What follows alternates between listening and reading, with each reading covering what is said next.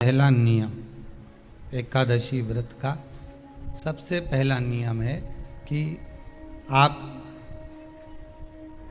जिस दिन व्रत करो उसके एक दिन पहले भक्ति का संचार इस हृदय में करो। भक्ति का संचार इस हृदय में कर लीजिए। जिस दिन आप व्रत करो, जैसे एकादशी का व्रत कर रहे हो तो दशमी के दिन शाम का समय जब आवे, रात्रि जब होने लगे, शाम का समय आवे और रात्रि का आप जब भोजन ग्रहण करो तो उस भोजन में कोई ऐसा पदार्थ ग्रहण मत करिए जिस पदार्थ के कारण आपकी एकादशी बिगड़ जाए।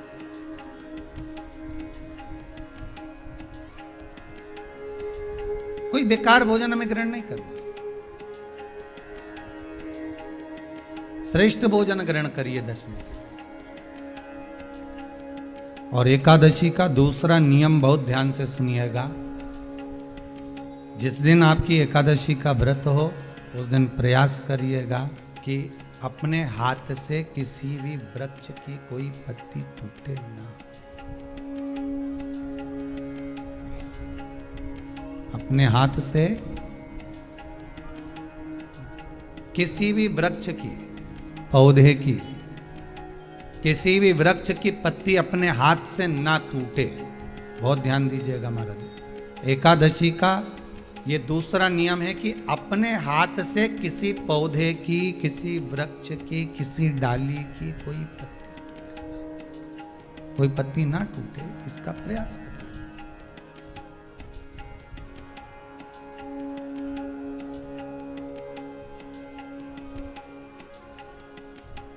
कितना सुंदर व्याख्यान कहा है, कितना सुंदर वर्णन है महाराज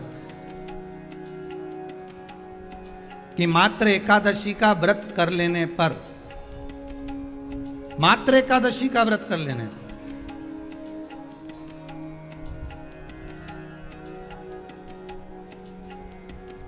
जो पूर्व में किया गया हमारा पाप कर्म है, हमने किसी जीव की हत्या करी है, हमने किसी को कष्ट प्रदान करा है, हमने किसी को अपशब्द कहा है, हमने किसी को ताने दिए, हमने किसी को आड़ा टेढ़ा कहा है, हमने किसी को गालियां दे दी है, मात्र एकादशी का व्रत ही कर लेने पर ये सारे जो दोष हैं वो समाप्त हो जाते हैं।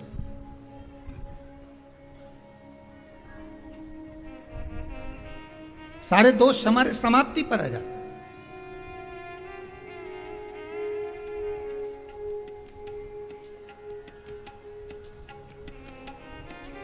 अब एक विचार करिएगा थोड़ा सा अपने मन में, अपने चित्त में, अपनी वृत्ति में एक बात उतारिएगा। एक अपने मन में एक बात को उतार कर रखिएगा कि आप अपने पाप को, अपने पाप कर्म को जिस दिन क्षीण करने वाले हो, समाप्त करने वाले हो, अपने पाप को आप जिस दिन समाप्ति पर लेकर जा रहे हो तो उसके एक दिन पहले आपको प्रसन्नता होना चाहिए कि नहीं होना चाहिए कि कल मेरा पाप कटने वाला है, कल मेरा पाप समाप्त होने वाला है। जो मैंने पाप कर्म करा है वो समाप्त होगा, जो मैंने पाप कर्म करा है वो कल समाप्त हो जाएगा। तो एक दिन पहले आपके चेहरे पर प्रसन्नता हो कि ना हो।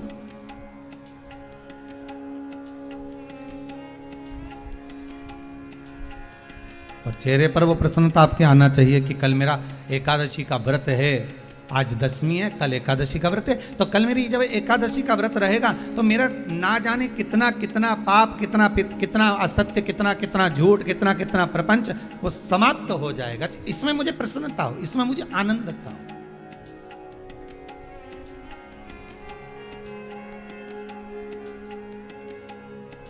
तो क्या कहा गया कि प्रयास करिएगा कि एकादशी के दिन कोई वृक्ष की, कोई डाली की, कोई कोपल की कोई पत्ती ना तोड़ी जाए।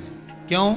तो कहा अगर उस पत्ती को हम तोड़ देते हैं, वृक्ष की पत्ती को या क्यारे में लगी हुई कोई डाली की पत्ती को हम तोड़ देते हैं तो एकादशी का पुण्य फल प्राप्त नहीं होता। एकादशी का कोई फल हमारे खाते में नहीं जाता, पुण्य फल प्राप्त। अब फिर भले तुम चाहे तुमने मोरधन खाया हो, चाहे तुमने फिर चिप्स खाई हो, चाहे तुमने फिर व्रत का कितना ही सामान खा गए हो और तुमने सोचा कि आज मेरी एकादशी है, तो फिर उसका कोई फल प्राप्त नहीं है, उसका कोई सुख प्राप्त नहीं है आपको, फिर उसका कोई आनंद प्राप्त नहीं है आपको। बहुत तकलीफ है और नहीं हो रहा काम, बहुत दिनों से लगे हो, नहीं हो रहा, हरा मूंग ले जाओ।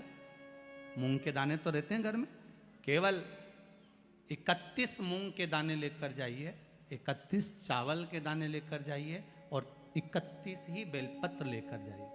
जिस दिन सोमवार की अष्टमी हो, कौन से दिन?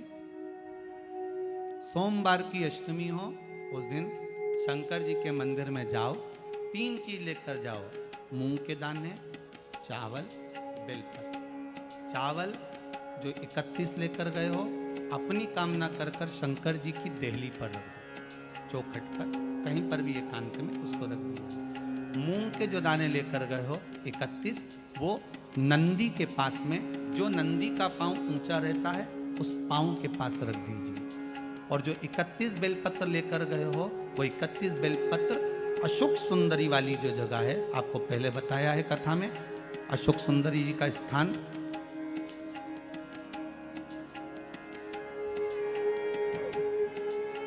ये शिवलिंग, ये जलाधारी जहाँ से पानी बहता है, उसके बीच में एक मोटी सी लाइन होती है, जो शंकर भगवान की छोटी लड़की अशोक सुंदरी का स्थान है।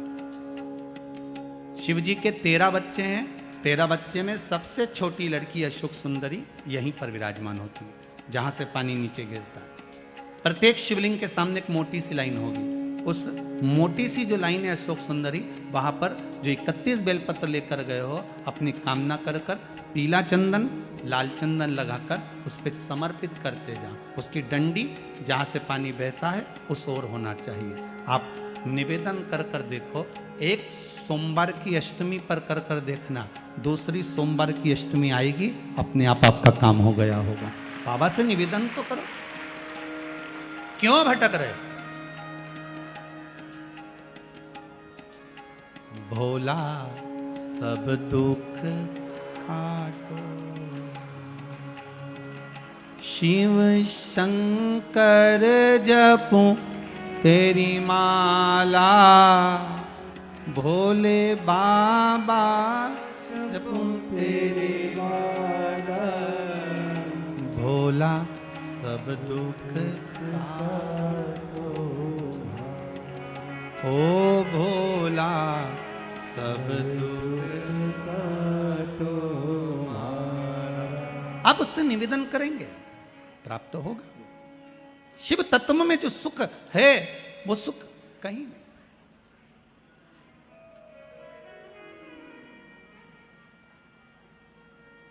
एक मात्र शिव मंदिर में झाड़ू लगा रही हैं अहिल्याबाई,